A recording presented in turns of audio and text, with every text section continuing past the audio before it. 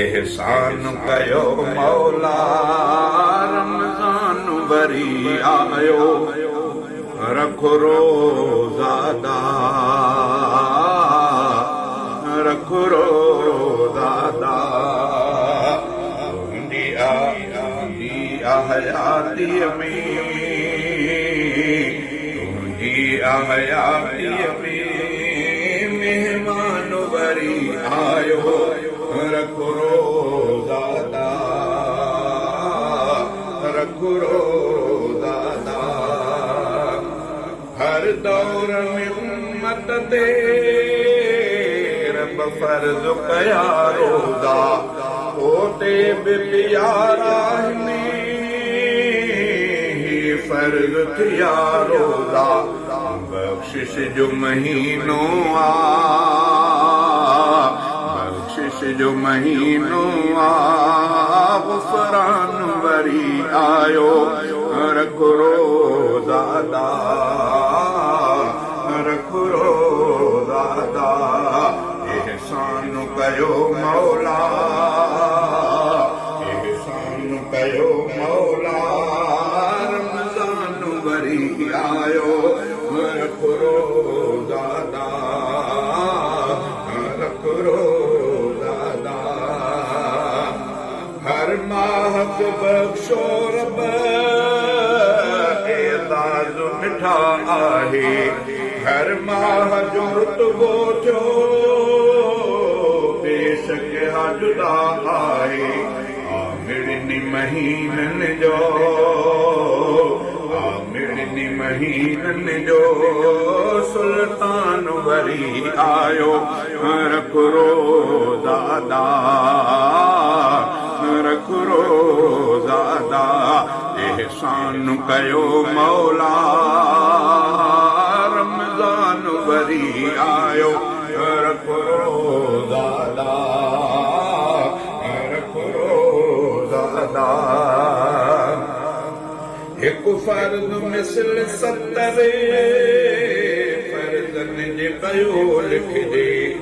जो नफ़िल पढ़े हिकिड़ो सो फर्ज़ मिसल गणिजे हिकु फर्ज़ मिसल 70 फर्ज़नि जे पयो लिखिजे जो नफ़िल पढ़े हिकिड़ो सो फर्ज़ मिसल गणिजे नेकिन खे वधाइण लाइ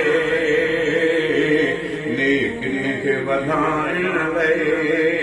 ज़ीशान वरी आयो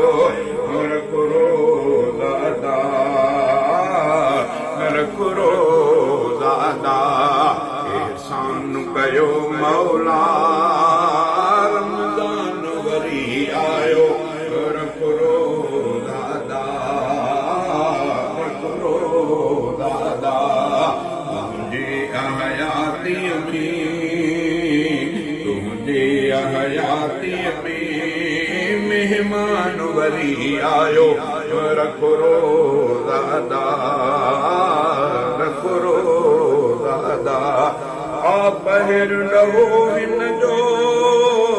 रहमत सां भरियल यारो ऐं ॿियो ॾहो बख़्शिश दोज़ख खां टियों टारो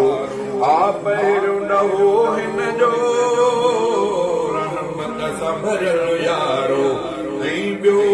ॾहो बख़्शिश दोज़ख खां टियों टारो जन्नत जो ॾियण तोखे जन्नत जो ॾियण तोखे सामान वरी आयो रखो रोज़ादा रखो रोज़ादा एहसान कयो मौला एहसान कयो मौला रमज़ान वरी आयो रखो रोज़ादा रखो रोज़ादा पढ़ फर्ज़ नफ़िल सारा रहो भाव तिलावत में पढ़ दिल सां तरावीह वठ वठु लुत्फ़ इबादत में पढ़ फर्ज़ नफ़िल सारा रहो भाव तिलावत में पढ़ दिल सां तरावीह वठु लुत्फ़ इबादत में कर क़दुर उसामा तूं कर क़दुर उसामा तूं ज़ीशान वरी आयो रखरो दादा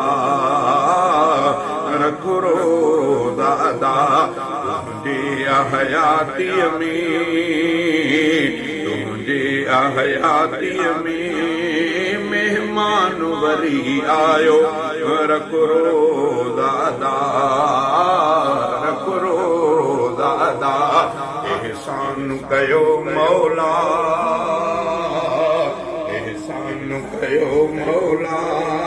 रमज़ान वरी आयो रखरो